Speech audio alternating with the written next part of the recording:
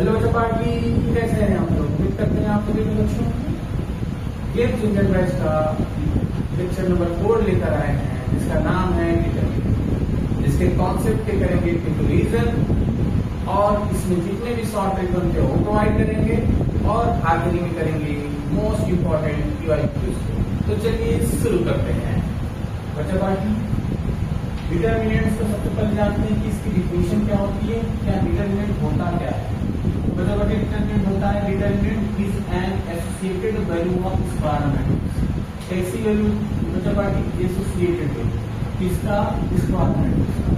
जो डिटरमिनेंट होता है बच्चा पार्टी, वो स्क्वायर मैट्रिक्स की एक एसोसिएटेड वैल्यू होती है, पर्टिकुलर वैल्यू होती है, जिसको हम डिनोट करते हैं कुछ इस प्रकार से या डी ऑफ ए से।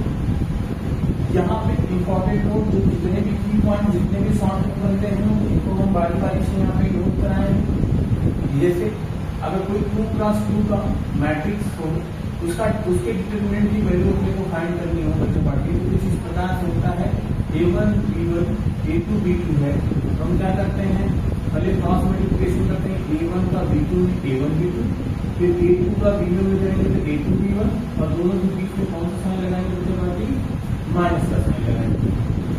ये तो 2x2 की ठीक इसी प्रकार से बच्चा पार्टी, अगर 3x3 का कोई स्क्वायर मैट्रिक्स है और उसकी डिटरमिनेंट की वैल्यू आपको फाइंड करनी है, तो उस डिटरमिनेंट की वैल्यू फाइंड करने के लिए आप उसको एक्सपेंड करेंगे। एक्सपेंड करने का तरीका आपके पास 3x3 के लिए 6 प्रकार की होती है। आप इसी के पूछा सकते हैं क्या बच्चा पार्टी, कॉलम की पूछा सकते हैं। आपकी जिस हिसाब से इच्छा हो उस हिसाब से आप एक्सपेंड कर सकते हैं।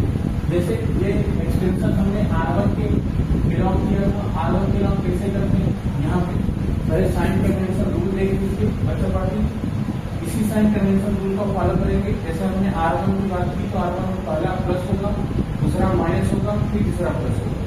तो हमने R1 के नाम बात की है, R1 के नाम एक्सपेंड किया है, तो यहाँ पे देखते रहना। R1 के नाम से सबसे पहले A1 लिखा बच्चा पार्टी, जो एलिमेंट लिखते हैं उसके रो और कॉलम को क्या करते हैं, डिलीट कर देते हैं। बाकी जो 4 एलिमेंट बचते हैं उनको 2x2 के डिटरमिनेंट के फॉर्म में लिख देते हैं। जैसे A1 के लिख दिया, प्लस के बाद क्या आता बच्चा पार्टी? माइनस, इसमें माइनस लिखा और सेकेंड एलिमेंट लिखा B1। अब B1 लिखा तो B1 जिस कॉलम में और जिस रो में उसको भर लेते हैं। बाकी जो 4 एलिमेंट बचे हैं A2 A3 C2 C3, उसको इस प्रकार से लिख देते हैं। फिर आखिरी वाला पॉइंट क्या है? Plus minus plus plus C1। फिर C1 के साथ भी वही करते हैं, इसको भरते हैं, इसको कॉलम को उसको बोलते हैं। बाकी जो 4 एलिमेंट है उसको 2x2 के डिटरमिनेंट हमें लिख देते हैं। अब आपको तो इसके आगे आइडिया है बच्चा पार्टी कि 2x2 के डिटरमिनेंट को कैसे सॉल्व करेंगे। तो B2 का C3 में कुछ इस प्रकार से मल्टीप्लाई करेंगे, इसका इस प्रकार से मल्टीप्लाई करेंगे, दोनों इक्वेशन माइनस साइन करेंगे, माइनस साइन लगा करके फिर इसी प्रकार से काफी डिटरमिनेंट को सॉल्व करके इसकी वैल्यू फाइंड आउट की जा सकती है। तो चलिए बच्चा पार्टी, इंपॉर्टेंट नोट्स का थर्ड पॉइंट देखते हैं कि इन अ डिटरमिनेंट ऑफ ऑर्डर n, किसी भी डिटरमिनेंट का ऑर्डर अगर n है, देखिए स्क्वायर मैट्रिक्स का होता है, स्क्वायर मैट्रिक्स में जो भी रो और कॉलम होते हैं वो इक्वल होते हैं, और जब इससे डिटरमिनेंट ऑर्डर n बोला गया, मतलब n क्रॉस n की बात चल रही है, n रो और n कॉलम है। अगर इस प्रकार से डिटरमिनेंट है तो उस डिटरमिनेंट में टोटल नंबर ऑफ एलिमेंट कितने होते हैं? n square. ये याद रखना कि अगर किसी डिटरमिनेंट का order n cross n type का है तो उसके टोटल एलिमेंट कितने होते हैं? n square. ध्यान नंबर 4 बच्चा पार्टी कि किसी भी डिटरमिनेंट का ट्रांसपोज दिया जाए। ट्रांसपोज बोलने का मतलब रो और कॉलम को इंटरचेंज कर दिया जाए, उस डिटरमिनेंट की वैल्यू में कोई चेंज नहीं आती है। याद रखिएगा बच्चा पार्टी, किसी भी स्क्वायर मैट्रिक्स, कोई भी स्क्वायर मैट्रिक्स के डिटरमिनेंट की वैल्यू फाइंड करिए या उस स्क्वायर मैट्रिक्स के ट्रांसपोज का डिटरमिनेंट की वैल्यू फाइंड आउट करिए, दोनों की वैल्यू सेम आती है। इसलिए हमने क्या लिखा? Determinant A dash equal to determinant A। And बच्चा को रिपीट नंबर है A and B are square matrices of same order. अगर सेम ऑर्डर के हैं और उनका डिटरमिनेंट निकाला जाता है, determinant of AB equal to क्या होता है बच्चा party? Determinant A into determinant B. Number 4 बच्चा पर sorry number 6 if A equal to A I J n cross n, अगर कोई n cross n का स्क्वायर मैट्रिक्स है उसमें कोई स्केलर A से मल्टीप्लाई करके डिटरमिनेंट की वैल्यू फाइंड की जाए। हम फिर से क्या बोल रहे हैं ध्यान से सुनिए। कोई n क्रॉस n का मैट्रिक्स है, n क्रॉस n का स्क्वायर मैट्रिक्स है, अगर उसमें किसी a मतलब कोई स्केलर किसी स्केलर से मल्टीप्लाई करके वैल्यू फाइंड की जाए तो उस स्केलर के पावर में वही ऑर्डर होता है जिस ऑर्डर का वो स्क्वायर मैट्रिक्स होता है। a के power n into determinant of a most important point है जिसे आपको याद रखना है। मतलब कि determinant of a equal to k के power n into determinant of a क्या होता है स्केलर, n क्या होता है किस ऑर्डर का स्क्वायर मैट्रिक्स का, और डिटरमिनेंट देखते हो तो ऑलरेडी आप जानते हैं। नंबर 7 बच्चों का ध्यान को देखिए if each element of a row or a column of a determinant is 0 then value of determinant is 0। बोलने का मतलब है बच्चा बच्ची कोई डिटरमिनेंट है उसके एक रो कोई एक रो या कोई एक कॉलम की सभी एंट्री सभी एलिमेंट अगर 0 है तो डिटरमिनेंट की वैल्यू 0 आती है। अगला पॉइंट देखते हैं बच्चे बच्चे कि any two rows or columns of the determinant are identical or proportional then value of determinant is 0। बोलने का मतलब है बच्चे बच्चे कि किसी भी डिटरमिनेंट के दो रो या दो कॉलम किसी डिटरमिनेंट के दो रो या दो कॉलम के करस्पॉन्डिंग एलिमेंट या तो आइडेंटिकल हो या तो प्रोपोर्शनल हो तो उस डिटरमिनेंट की वैल्यू क्या होती है बच्चे बच्चे 0 होती है। अगला पॉइंट देखिए एनी टू रो और two column of determinant are interchange then the sign of determinant changes. बोलने का मतलब ये है कि किसी डिटरमिनेंट के दो रो या दो कॉलम को आपस में इंटरचेंज कर दिया जाए बच्चा पार्टी उस डिटरमिनेंट के वैल्यू में चेंज नहीं आती परंतु उसका साइन चेंज हो जाता है। अगला पॉइंट है बच्चा party each element of row or a column of determinant is the sum of two or more elements, then the given determinant can be expressed as a sum of two or more determinants of same order। बोलने का मतलब है बच्चे party कि किसी determinant के एक रो के सभी एलिमेंट या एक कॉलम के सभी एलिमेंट दो पार्ट या तीन पार्ट में दो या दो से अधिक एलिमेंटों के सम हो उस डिटरमिनेंट को किसी एक रो एक कॉलम के सभी एलिमेंट अगर दो या दो से अधिक एलिमेंटों के सम है तो उसे हम उस डिटरमिनेंट को हम दो या दो से अधिक डिटरमिनेंट के सम या सबट्रैक्ट के रूप में एक्सपेक्ट कर सकते हैं। यही बोला गया है बच्चा पढ़ते। अगला पॉइंट देखिए ईच एलिमेंट ऑफ और column of determinant B equal multiples of corresponding elements of other rows or column are added or subtracted then the value of determinant remains same।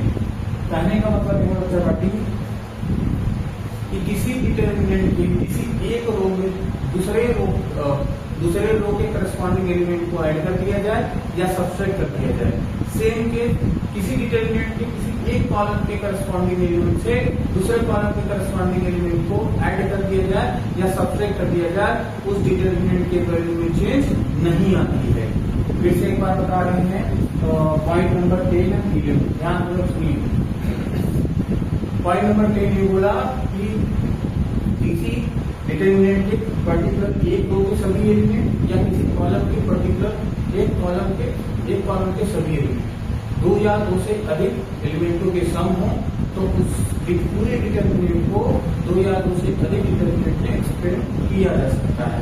ठीक इसी प्रकार से जो वाला पॉइंट था वो ये बोलता है बच्चों पार्टी किसी डिटरमिनेंट के एक रो में दूसरे रो को या एक कॉलम के दूसरे कॉलम एक कॉलम के दूसरे कॉलम को करस्पॉन्डिंग एलिमेंट होना चाहिए। पहला पहले से दूसरा दूसरे से ऐसा कि किसी एक रो को दूसरे रो से या किसी एक कॉलम को दूसरे कॉलम से ऐड या सब्ट्रैक्ट कर दिया जाए उस डिटरमिनेंट के वैल्यू में कोई चेंज नहीं आती है। ये बात याद रखना। अगला पॉइंट है कि the coordinates of vertices of a triangle are x1 y1 x2 y2 x3 y3 then the area of triangle का मामला होता है 1/2 डिटरमिनेंट ऑफ कितने पॉइंट है पहले उसको लिखेंगे x1 y1 x2 y2 x3 y3 क्योंकि जो हमारा डिटरमिनेंट होता है वो स्क्वायर मैट्रिक्स जैसा होता है, जिसको स्क्वायर बनाने के लिए आखिरी कॉलम को 1 1 1 कर देते हैं। नंबर 30 है कि the point x1 y1 x2 y2 x3 y3 are collinear. अगर ये कोलिनियर है, ये तीनों पॉइंट भी कोलिनियर हैं, तो इनसे बना जो डिटरमिनेंट होता है उसकी वैल्यू इसके इक्वल हो जाएगी, इक्वल हो जाएगी। और यही कंडीशन लगा करके हम वेरीफाई करते हैं। अगला पॉइंट है बच्चा की equation of line point x1 y1 and x2 y2। अगर आपको दो पॉइंट दिए गए हैं उससे पास होने वाला इक्वेशन अगर आपको पूछा जाए तो बच्चा x1 y1 x2 y2 कर लेंगे और साथ में आपको इक्वेशन चाहिए x y भी लिखना है और साइड में 1 1 1 लिखना है, जो कि हमने ट्रायंगल में भी लिखा है, कोलिनियर वाले कॉन्सेप्ट में लिखा है, इक्वेशन वाले कॉन्सेप्ट में भी चाहिए। साइन कन्वेंशन रूल इसके लिए यूज होता है डिटरमिनेंट की वेरीफाई करने के लिए।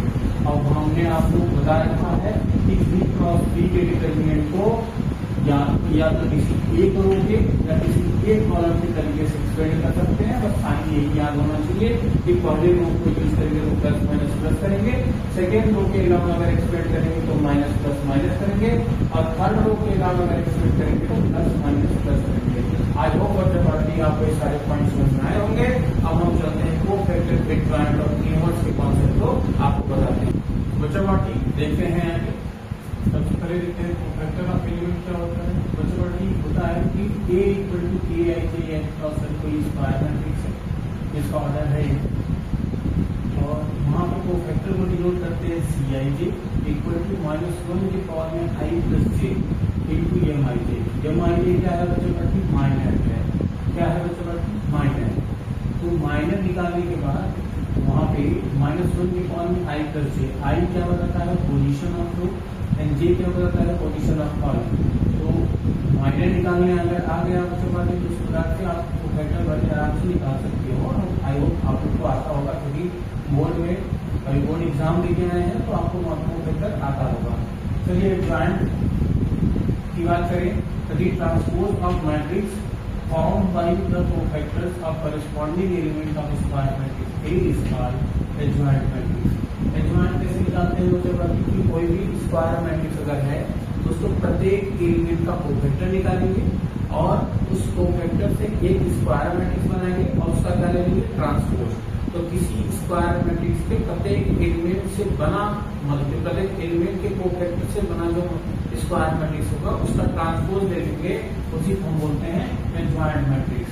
अच्छा जो मोस्ट इंपॉर्टेंट चीज है वो ये है, यहाँ से क्वेश्चन आपको बनेंगे। यहाँ पर जो ध्यान पूर्वक आप देखते चलिए, इसकी प्रॉपर्टी क्या होती है? A into adjoint of A equal to adjoint of A into A equal to determinant A into I n से घबराइए ना। n I n मतलब ये होता है कि कितने ऑर्डर का मैट्रिक्स अगर 2 क्रॉस 2 का होगा तो आइडेंटिटी मैट्रिक्स 2 क्रॉस 2 का लगाएंगे। 3 क्रॉस 3 का अगर A होगा तो आइडेंटिटी मैट्रिक्स 3 क्रॉस 3 का लगाएंगे। बस बच्चों पार्टिकुलर ध्यान करिएगा। किसी भी मैट्रिक्स के ट्रांसपोज का एडजॉइंट लेकर के तो किसी भी मैट्रिक्स के ट्रांसपोज का जो एडजॉइंट मैट्रिक्स होता है उस मैट्रिक्स के एडजॉइंट का ट्रांसपोज होता है बच्चों पार्टी। मैं फिर से एक बार बता रहा हूँ कि मान लो कोई मैट्रिक्स ए है, उसका ट्रांसपोज लेकर के उसका एडजॉइंट लो, या ए वाले मैट्रिक्स का एडजॉइंट लेकर के ट्रांसपोज लो, दोनों की वैल्यू सेम आती है। चलिए बच्चों पार्टी थर्ड पॉइंट पे चलते हैं कि दोनों मैट्रिक्स जो ए और बी जो सेम ऑर्डर के स्क्वायर मैट्रिक्स हैं उनके प्रोडक्ट का एडजॉइंट लो, या दूसरे मैट्रिक्स के एडजॉइंट का पहले मैट्रिक्स के एडजॉइंट के साथ प्रोडक्ट लो, दोनों की इक्वल आती है। यहाँ पे केयर करिएगा एडजॉइंट ऑफ ए भी इसके इक्वल होती है, adjoint of B equal adjoint of A. यहाँ पे एडजॉइंट ऑफ ए आगे कर देंगे तो गलत हो जाएगा। चलिए बच्चा पार्टी नंबर 4 को देखते हैं कि एडजॉइंट ऑफ ए मतलब क्या होता है बच्चा पार्टी? स्केलर है। ए क्या है? स्केलर है। तो यहाँ पे एडजॉइंट ऑफ ए की वैल्यू किसके इक्वल होती है? के की पावर में n-1 इंटू एडजॉइंट ऑफ ए के बराबर होती है। तो चलो ध्यान देना, एडजॉइंट ऑफ ए की वैल्यू किसके इक्वल होती है? के की पावर में n-1 इंटू एडजॉइंट ऑफ ए के बराबर होती है। ए क्या है? कोई भी रियल नंबर हो सकता है। n क्या है? वो जिस ऑर्डर का मैट्रिक्स होगा। n मतलब कि ऑर्डर ऑफ मैट्रिक्स। चलिए बच्चा 5 में देखते हैं एडजॉइंट ऑफ बी की पावर m की वैल्यू एडजॉइंट ऑफ ए की पावर एन के बराबर होती है यम कोई भी नेचुरल नंबर एग्जिस्ट कर सकता है।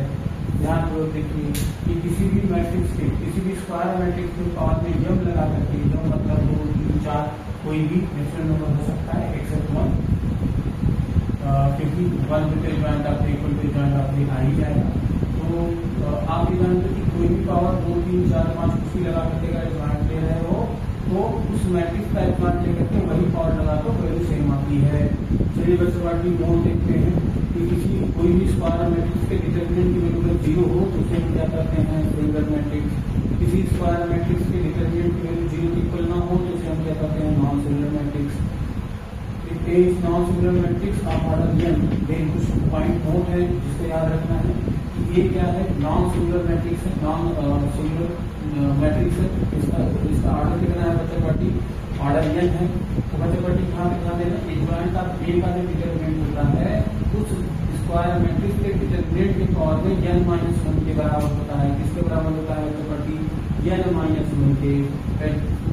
Determinant of adjoint of A equal to determinant A के पावर में n-1। बी में लिखिए बच्चे पार्टी किसी स्क्वायर मैट्रिक्स के ज्वाइंट का एडजॉइंट ले तो उसका मान उस मैट्रिक्स के उस स्क्वायर मैट्रिक्स के डिटरमिनेंट ए के पावर में n-2 इंटू ए के बराबर होता है। एडजॉइंट का एडजॉइंट किसके बराबर होता है डिटरमिनेंट ए के पावर में n-2 इंटू ए के बराबर होता है। अगर बच्चा पार्टी किसी भी मैट्रिक्स के किसी भी स्क्वायर मैट्रिक्स के ज्वाइंट का डिटरमिनेंट की वैल्यू फाइंड करनी हो क्या डिटरमिनेंट की वैल्यू फाइंड करनी हो तो उस स्क्वायर मैट्रिक्स के डिटरमिनेंट ए के पावर में n-1 का स्क्वायर हो जाता है। डिटरमिनेंट ए के पावर में n-1 का स्क्वायर हो जाता है। बच्चा party fourth number a square matrix of order n such that ये वैल्यू याद रखना कि a into joint of A upon determinant A या joint of A into A upon determinant A की वैल्यू i इक्वल होती है। बस यहाँ याद जो पहली प्रॉपर्टी है वही यहाँ पे चौथी प्रॉपर्टी में क्या है डिटरमिनेंट से डिवाइड करके इसकी वैल्यू 1 के बराबर आती है। इनवर्स मैट्रिक्स क्या होता है बच्चे पार्टी इनवर्स मैट्रिक्स के लिए सबसे पहली चीज क्या याद रखना है कि जो भी स्क्वायर मैट्रिक्स हो क्या होना चाहिए नॉन सिंगुलर होना चाहिए। अगर नॉन सिंगुलर मैट्रिक्स है तो ए इनवर्स की value adjoint of A upon determinant A के बराबर होगी। प्रॉपर्टीज क्या है किसी भी स्क्वायर मैट्रिक्स के नॉन सिंगुलर स्क्वायर मैट्रिक्स के इनवर्स का इनवर्स लें वही मैट्रिक्स मिल जाएगा। किसी भी स्क्वायर मैट्रिक्स के ट्रांसपोज का इनवर्स लो या उसके इनवर्स का ट्रांसपोज लो वैल्यू सेम आती है। तीसरी चीज है बच्चा पार्टी किसी भी जो भी मैट्रिक्स है आपका जो भी मैट्रिक्स है यहाँ पे ये याद रखिएगा कि कोई भी डिटरमिनेंट है सॉरी हाँ किसी भी स्क्वायर मैट्रिक्स के इनवर्स का डिटरमिनेंट लो और उस मैट्रिक्स के डिटरमिनेंट का इनवर्स हो जाता है ये याद रखना। नंबर 4 प्रॉपर्टी क्या होता है कि ए के पावर में के इनवर्स है बच्चा उसकी वैल्यू के इनवर्स की पावर में हो जाता है। मतलब स्केलर चाहे अंदर लगाओ चाहे इनवर्स के बाहर लगाओ वैल्यू सेम आती है। नंबर 5 प्रॉपर्टी क्या है बच्चा पार्टी की दो मैट्रिक्स है दो नॉन सिंगुलर मैट्रिक्स है ऐसे मैट्रिक्स है दो नॉन सिंगुलर मैट्रिक्स है उनके प्रोडक्ट का इनवर्स लो तो उसकी value B inverse A inverse के बराबर हो जाती है। यहाँ पे देखते हैं होमोजेनियस इक्वेशन के लिए तीन इक्वेशन है जो कुछ इस प्रकार है a1x plus b1y plus c1z equal to d1 a2x plus b2y plus c2z equal to d2 and a3x plus b3y plus c3z equal to d3। then these equations can be written in the form of आपको पता है ax plus b के रूप में लिखा जाता है जहाँ a x y z के कोफिशिएंट से बना स्क्वायर मैट्रिक्स होता है x वेरिएबल से बना कॉलम मैट्रिक्स होता है और b जो राइट साइड में जो वैल्यू होती है उससे बना कॉलम मैट्रिक्स होता है। अब उसके लिए की पॉइंट्स आपको याद रखने हैं इसमें बड़े बड़े क्वेश्चन नहीं आते बस की पॉइंट से रिलेटेड क्वेश्चन आते हैं उसको केयरफुली देखिए और समझिए कि अगर जो एक्स वाई जेड के कोफिशिएंट से बना स्क्वायर मैट्रिक्स है उसके डिटरमिनेंट की वैल्यू 0 के इक्वल ना हो तब बच्चा पार्टी ये याद रखना कि इस इक्वेशन का जो तीनों इक्वेशन है उसके जो सोल्यूशन होगा वो यूनिक सोल्यूशन होगा मतलब एक्स वाई जेड की एक वैल्यू जरूर एक्सिस्ट कर जाएगी और वो वैल्यू निकालने के लिए आप X equal to A inverse B जैसा फॉर्मेट यूज कर सकते हो। सेकेंड पॉइंट है कि अगर डिटरमिनेंट ए की वैल्यू 0 होगी तो आपको क्या निकालना है सबसे बड़ी एडजॉइंट ऑफ ए मैट्रिक्स का इस मैट्रिक्स का एडजॉइंट निकाल करके उसको बी से मल्टीप्लाई करना है। अगर एडजॉइंट ऑफ ए की बी की वैल्यू नल मैट्रिक्स के बराबर आ जाए तो ये जो सिस्टम ऑफ इक्वेशन है ये कंसिस्टेंट कराएगा और इसके पास कोई इनफाइनाइटली सॉल्यूशन एग्जिस्ट करेंगे। थर्ड पॉइंट है डिटरमिनेंट ए की वैल्यू 0 की इक्वल आती है और फिर हमें joint of A into B की वैल्यू निकालें जो कि 0 की इक्वल न आ रही हो, तो उस केस में बच्चा पार्टी जो सिस्टम ऑफ इक्वेशन है तो नो सॉल्यूशन इनकंसिस्टेंट कराना है और उसके पास कोई सॉल्यूशन एग्जिस्ट नहीं करता है। आई होप बच्चा पार्टी स्पीक रिलीजन के हर एक कॉन्सेप्ट आप समझ पाए होंगे। अब हम चलते हैं कुछ इंपॉर्टेंट पीवाईक्यूज के क्वेश्चन बताते हैं। चलो बच्चा पार्टी देखते हैं इंपॉर्टेंट पीवाईक्यूज को। इसका फर्स्ट क्वेश्चन है determinant of 13, 14, 15, 16, 17, 18, 19, 20, 21 equal to 1। Option दिए गए हैं बच्चा पार्टी, ध्यान तो देखना था। फर्स्ट शॉर्ट ट्रिक यही पे आपको मिल जाएगा कि अगर कोई भी डिटरमिनेंट के जो नंबर्स हैं, जो एलिमेंट्स हैं, वो रो या कॉलम के अलाउंग, रो के अलाउंग या कॉलम के अलाउंग ट्रांसमिटिव नंबर्स हैं तो उसकी वैल्यू 0 की इक्वल आती है। जैसे यहाँ देखिए 13, 14, 15, 16, 17, 18, 19, 20, 21 ट्रांसमिटिव नंबर है, उसकी वैल्यू क्या आएगी? डायरेक्ट 0। ये पहला शॉर्टकट आप हमेशा याद रखिएगा। सेकेंड क्वेश्चन है बच्चा पार्टी यहाँ पे किसकी वैल्यू चाहिए, तो यहाँ पे हमने आपको कुछ प्रॉपर्टीज, कुछ नोट्स इसके पहले आपको समझाए थे कि अगर किसी कॉलम में दूसरे कॉलम को या किसी रो में दूसरे रो को ऐड कर दिया जाए तो उसकी वैल्यू में कोई चेंज नहीं आती है। बच्चे पार्टी यहाँ पे ध्यान देना, हमने क्या किया कि C2 को टेस्ट कर दिया C2 प्लस C3 से, तो क्या बन जाएगा बच्चे पार्टी यहाँ पे 1 1 1। अगर इन दोनों में ऐड करोगे तो अल्फा से माइनस अल्फा कैंसिल, यहाँ पे आ जाएगा x plus Y plus Z. ठीक उसी प्रकार से बीटा कैंसिल, फिर से यहाँ पे आ जाएगा x plus Y plus Z और यहाँ पे गामा से गामा कैंसिल होगा बच्चे पार्टी, फिर से आ जाएगा x plus Y plus Z और यहाँ पे जो जैसे है उसी प्रकार से हम लिख देंगे। यहाँ पे y plus Z minus alpha, यहाँ पे बच्चा party Z plus x minus beta and यहाँ पे x plus Y minus gamma लिख देंगे बच्चा पार्टी। अब आगे देखिए कि यहाँ पे हमने क्या किया कि आपको पता है किसी एक रो या एक कॉलम से हम पार्टिकुलर एलिमेंट को कॉमन ले सकते हैं। हमने सेकेंड कॉलम से क्या किया, x plus Y plus Z को कॉमन ले लिया। तो बच्चा डिटरमिनेंट में यही तो अच्छी बात होती है कि किसी एक रो या एक कॉलम से कॉमन लिया तो सिर्फ वही रो या वही कॉलम प्रभावित होते हैं, बाकी सब जेड के थ्रू लिखे जाते हैं। जैसे 1 1 1 है a b y plus Z minus alpha है, a z plus x minus beta है और बच्चा पार्टी ये x plus Y minus gamma है।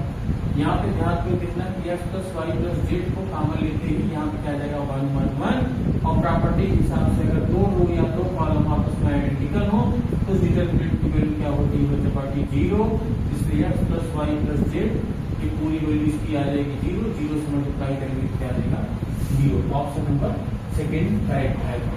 यहाँ पे ध्यान दीजिए बच्चा पार्टी a इक्वल टू इतना, then adjoint of a upon determinant of a की वैल्यू फाइंड आउट करते हैं। अभी आपको सिखाया गया कि ए कितने क्रॉस का मैट्रिक्स है, 3 क्रॉस 3 का, 3 क्रॉस 3 का स्क्वायर मैट्रिक्स है। और बच्चे पार्टी आपको सिखाया गया कि एडजॉइंट ऑफ ए, यहाँ पे ध्यान देना, एडजॉइंट ऑफ ए की जो वैल्यू होती है डिटरमिनेंट के पावर में n माइनस 1 की होती है। क्या है ऑर्डर, यहाँ पे ऑर्डर कितना है 3। तो बच्चे पार्टी ये याद रखना कि adjoint of A upon determinant of A determinant of 3 minus 1 upon determinant of A, इसकी वैल्यू हो जाएगी डिटरमिनेंट ए का square upon determinant A. Determinant A से कैंसिल हो जाएगा, यहाँ क्या बचेगा डिटरमिनेंट ए और इसका डिटरमिनेंट निकालोगे बच्चे पार्टी सिर्फ डायगोनल के एलिमेंट यहाँ पे मिल रहे हैं तो इन्हीं का ए की पावर 3 ए की पावर 3 ए की पावर 3 3 3 3 प्लस 9 ए की पावर में 9 आंसर होगा बच्चे पार्टी। आई होप बच्चे पार्टी समझ पाए होंगे। नंबर 4 देखते हैं, क्योंकि A is non singular matrix then A into adjoint of A कैसा होगा अगर A क्या है, सॉरी यहाँ सिंगुलर मैट्रिक्स है। तो बच्चे पार्टी A भी फॉर्मेट आपको सिखाया है, आप पीछे देखिए कि A into adjoint of A की वैल्यू किसके बराबर होती है, determinant of A into Y। लेकिन यहाँ पे क्या दे रखा है, A क्या है सिंगुलर मैट्रिक्स। सिंगुलर मैट्रिक्स मतलब क्या होता है, उसके डिटरमिनेंट की वैल्यू 0 हो जाएगी। अगर इसकी डिटरमिनेंट की वैल्यू 0 हो गई तो A जीरो हो जाएगी। अगर ये जीरो आ गया तो ए इंटू एडजॉइंट ऑफ ए भी क्या हो जाएगा, सिंगुलर मैट्रिक्स। ध्यान पूर्वक देखिए, ए क्या है, सिंगुलर मैट्रिक्स। सिंगुलर मैट्रिक्स होने का मतलब उसके डिटरमिनेंट की वैल्यू जीरो होती है, जबकि हम जानते हैं कि ए इंटू एडजॉइंट ऑफ ए की वैल्यू क्या होती है, डिटरमिनेंट ए वाई। क्योंकि डिटरमिनेंट ए की वैल्यू जीरो है तो जीरो इंटू वाई की वैल्यू जीरो आएगी। अगर इसकी वैल्यू जीरो आ गई तो क्या होगी, नॉन सिंगुलर मैट्रिक्स होगी। नंबर 5 देखिए कि A is a 3x3 non singular matrix based. यहाँ पे अभी हमने आपको सिखाया पीछे कि डिटरमिनेंट ए बी की जो वैल्यू होती है बच्चा पार्टी किसके बराबर होती है, determinant A into determinant B. तो यहाँ पे ए की जगह पे ए इनवर्स है और बी की जगह पे क्या है, एडजॉइंट ऑफ बी। तो यहाँ पे हम क्या लिखेंगे, A inverse into adjoint of B, adjoint of A लिखा है, बी की जगह पे एडजॉइंट ऑफ ए लिखेंगे। कितने आ जाता है बच्चों का, 3x3 का है। अभी मैंने determinant of A inverse, determinant of A inverse को हमने क्या सिखाया था कि क्या लिखते हैं, 1 डिटरमिनेंट ऑफ ए लिखते हैं। एडजॉइंट ऑफ ए कितने का हो जाएगा बच्चों का, 3 - 1, क्योंकि ऑलरेडी इसका कितना है 3। अभी मैंने फॉर्मूला बताया कि डिटरमिनेंट ए के फॉर्म में n - 1, n क्या है ऑर्डर, 3 - 1 की जगह पे क्या हो जाएगा 2। एक डिटरमिनेंट कैंसिल, क्या वैल्यू आ गई बच्चों का डिटरमिनेंट ए। तो इसका आंसर कौन सा है, डिटरमिनेंट ए। आई होप बच्चों पार्टी आप समझ पाए होंगे।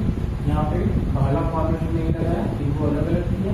दूसरा फॉर्मेट मैंने डिटरमिनेंट जहाँ पे इनवर्स बनाया था वहाँ पे नोट लिखाया है कि determinant of A inverse equal to 1 determinant A होता है, और एडजॉइंट ऑफ ए का डिटरमिनेंट ए फॉर्म में माइनस 1 होता है, उस फॉर्मेट से इसकी वैल्यू ए स्क्वायर आ रही है। चलो अगले स्टेप पे चलते हैं। और any 2x2 matrix A into adjoint of A की वैल्यू कितना है, तो बच्चों पार्टी डिटरमिनेंट ए की वैल्यू चाहिए। और आपको पता है ए इंटू एडजॉइंट ऑफ ए, अभी मैंने बताया ए इंटू एडजॉइंट ऑफ ए की वैल्यू किसके बराबर होती है, डिटरमिनेंट ए इंटू आई थे। तो बच्चों पार्टी इसके लिए हम क्या करेंगे, डिटरमिनेंट ए और इंटू आई किसके लिए होते हैं, इसके लिए होते हैं। तो ये फॉर्मेट होता है, ए इंटू एडजॉइंट ऑफ ए बराबर क्या होता है, डिटरमिनेंट ए इंटू आई। और यहाँ पे अगर हम तीन को कॉमन ले लें तो क्या हो जाएगा बच्चा पार्टी 1 0 0 1 1 0 0 1 किसके बराबर हो जाएगा, इसके बराबर हो जाएगा बच्चा पार्टी आई के।